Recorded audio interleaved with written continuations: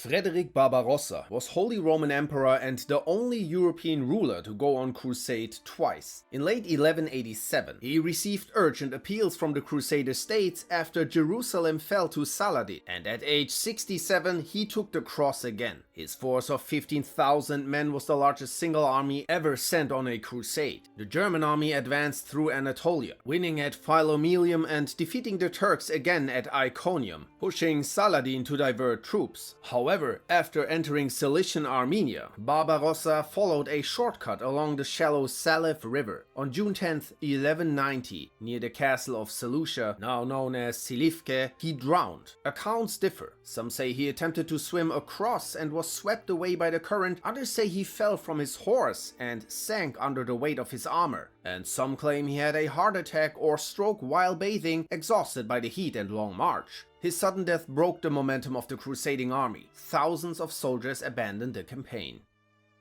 Imad al-Din Zengi, a leading Seljuk military commander, became one of the earliest Muslims to seriously challenge the Crusader states. He defeated King Falk of Jerusalem at the Battle of Bahrain in 1137, scattering the Crusader army. Later, he helped repel a joint Byzantine Crusader siege of Shaizar. In 1144, Zengi turned from his Armenian campaign and besieged Edessa. After 4 months, the city fell in December, the first Crusader state ever established and the first to collapse. Its loss triggered the Second Crusade and was later seen by Muslim chroniclers as the true beginning of the jihad against Crusaders. Zengi then turned to Damascus, his true desire. But in September 1146, while besieging a nearby fortress, he was stabbed in his sleep by his disgruntled Frankish slave after Zengi drunkenly threatened him for drinking from his goblet.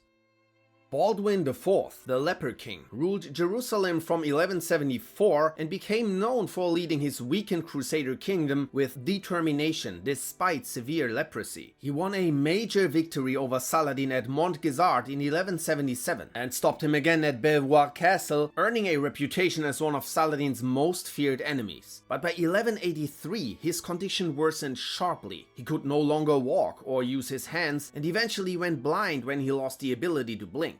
Even then, he still had to respond to Saladin's attacks, pushing himself through bouts of fever and traveling in a litter carried between 2 horses. He briefly recovered when the coastal climate eased his symptoms, but by late 1184 another fever struck. Baldwin died in Jerusalem in early 1185 at just 24 after leprosy ulcers turned septic and his body rotted away beyond recovery. He was buried in the Church of the Holy Sepulchre. Raynald of Châtillon, a French noble who became Prince of Antioch, was made regent of Jerusalem by King Baldwin IV in 1177. He helped lead the Crusaders to an unexpected victory over Saladin at Montgesard. Controlling the caravan routes between Egypt and Syria, he now regularly raided, passing trade despite ongoing truces. His Red Sea raids even threatened the pilgrimage route to Mecca, prompting Saladin to vow never to forgive him. Ignoring a formal truce between Saladin and Jerusalem, Raynald later attacked another caravan and refused to pay compensation. This act pushed Saladin to invade the kingdom, ultimately crushing the Crusader army at the Battle of Hattin in 1187. Raynald was captured and brought before Saladin, who charged him with repeated violations and offered him a choice between conversion to Islam or death. Raynald refused and Saladin beheaded him. His head was taken to Damascus and dragged through the streets as a public display of vengeance. Conrad of Montferrat was a key figure of the Third Crusade, reaching the Holy Land in 1187 to find Jerusalem fallen. He then sailed to the city of Tyre, which was in process of surrendering to Saladin, but Conrad threw Saladin's banners into a ditch and rallied the Tyrians to resist. Under his leadership, Tyre defended 2 sieges. When King Guy of Lusignan was released and demanded Tyre, Conrad refused, arguing that he had lost his claim to rule and that Baldwin's will required Henry II and Philip II to decide succession. He strengthened his position by marrying Isabella, the heir to Queen Sibylla of Jerusalem. Later, the High Court of Jerusalem unanimously chose Conrad as king, but he was never crowned. On April 28, 1192, while riding home in Tyre, 2 members of the Order of Assassins approached him with a letter. When Conrad stretched down to reach for it, the man holding it stabbed him in the chest. The other assassin jumped onto his horse and stabbed him in the side. His guards killed one and captured the other. Conrad died shortly after. But the murder was never solved. Under torture, the surviving assassin claimed Richard the Lionheart ordered it.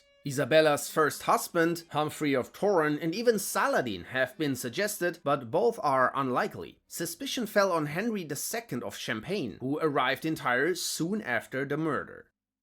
Henry II of Champagne, a French noble, joined the Third Crusade ahead of his uncles Philip II of France and Richard Lionheart, and helped lead the French forces at the Siege of Acre. He was involved in arranging Isabella of Jerusalem's divorce from Humphrey of Toron so she could marry Conrad of Montferrat. When Conrad was assassinated shortly after, Henry married the widowed and pregnant Isabella just 8 days later, becoming King of Jerusalem. His later visit to the Assassin's Mountain fortress raised further suspicion that he was involved in the plot. Henry died in 1197 from a fall at his palace in Acre. Most accounts say a window lattice or balcony collapsed as he leaned against it, causing him to fall 1 floor. A servant trying to save him also fell, crushing Henry beneath him. The king died instantly.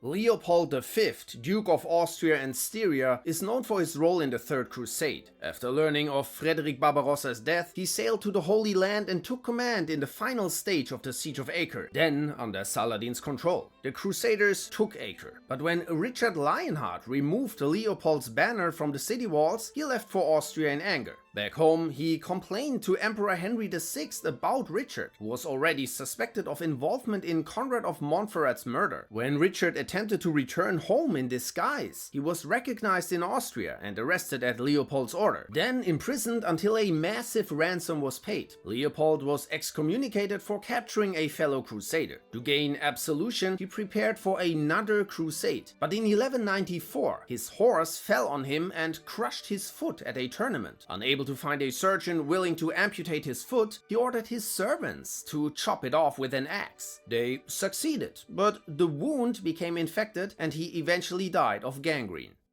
Richard the Lionheart, King of England from 1189, earned his reputation as an exceptional military commander in the Third Crusade. He fought Saladin, took Cyprus and secured the remaining Crusader states, though never retook Jerusalem and went home again. After returning, he spent years reclaiming his French territories from rebellious nobles and King Philip II. In 1199, while suppressing a small revolt in Limousin, he attacked a lightly defended castle, supposedly drawn there by rumors of a peasant discovering Roman treasure. On March 26th, standing without armor, he was struck in the shoulder by a crossbow bolt, fired by a young boy seeking revenge for his father's death. Richard tried to remove the arrow himself, but failed. Then a butcher was called to extract it, but carelessly mangled the king's arm. The wound turned gangrenous, swelling and darkening. Still, Richard forgave the boy after the castle fell and even gave him a purse of coins. He died on April 6, 1199 in his mother's arms from gangrene. His mercy was overturned. The boy was flayed alive and hanged as soon as Richard died.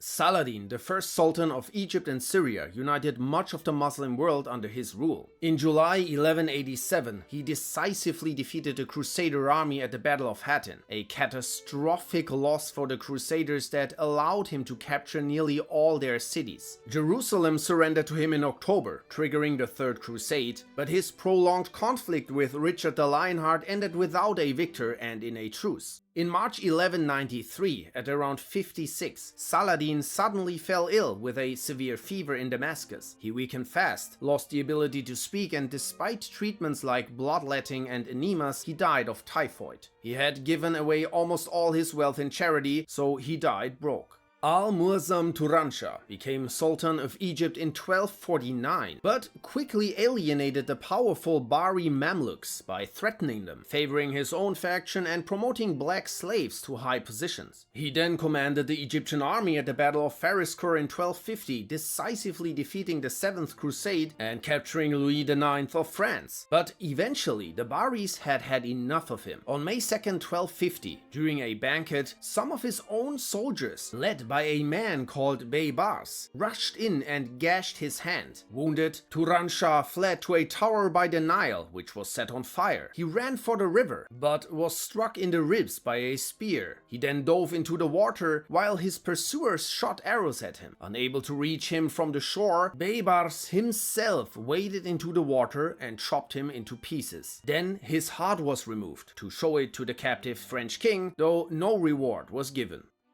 Sayf ad-Din Qutuz, the Mamluk Sultan of Egypt, is known for defeating Louis IX during the 7th Crusade. When Egypt later faced a Mongol advance in 1259, Qutuz seized control of the state and army. On September 3rd, 1260, he led the Mamluk forces at Ain Jalut, a battle that became a historic turning point. Using cavalry tactics and even early hand cannons to panic Mongol horses, Qutuz's army crushed the Mongols. His victory allowed the Mamluks to reclaim Syria, Iraq, and Baghdad. Returning to Cairo to celebrate, Qutuz was murdered in October 1260 during a hunting trip. It was again Baybars and other Mamluk emirs who approached him as if in greeting. Baybars kissed his hand, pulled him from his horse, and the conspirators stabbed him to death. Baybars immediately took power and became sultan.